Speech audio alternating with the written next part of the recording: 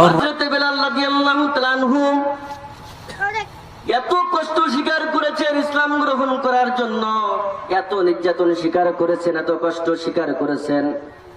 দুনিয়ার কোন মুয়াজ্জিনরা, দুনিয়ার কোন ইমামরা এত কষ্ট স্বীকার করেন নাই, এত নির্যাতন স্বীকার করেন নাই, যত নির্যাতন এবং কষ্ট স্বীকার করেছেন হযরত বেলাল রাদিয়াল্লাহু তাআলা আনহু।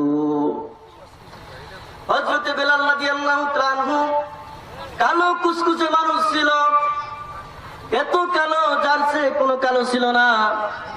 মাথার চুলগুলো ছিল এলোমেলো, দাঁতগুলো ছিল এলোমেলো, মাথার চুলগুলো ছিল কুচকুচে কালো। সেই কুচকুচে কালো হযরত বেলাল রাদিয়াল্লাহু তাআলা আনহু ছিলেন মুয়াজ্জিন। পাশে চাঁদের চেয়েও সুন্দর উজ্জ্বল নক্ষত্র মুহাম্মদুর রাসূলুল্লাহ সাল্লাল্লাহু আলাইহি ওয়াসাল্লাম। বেলাল ছিলেন মুয়াজ্জিন, ইমাম ছিলেন মুহাম্মদুর রাসূলুল্লাহ সাল্লাল্লাহু আলাইহি ওয়াসাল্লাম।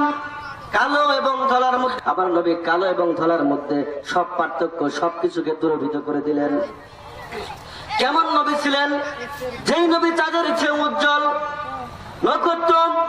আম্মা জানা আয়েশা সিদ্দিকা রাদিয়াল্লাহু তাআলা আনহা বলেন, একদিন আমি ঘরের মধ্যে সুইখানা হারিয়েছি। যখন আমি ঘরের মধ্যে সুইখানা হারিয়েছি, সুই খুঁজতেছি, আমি সুই পাই না। তাহলে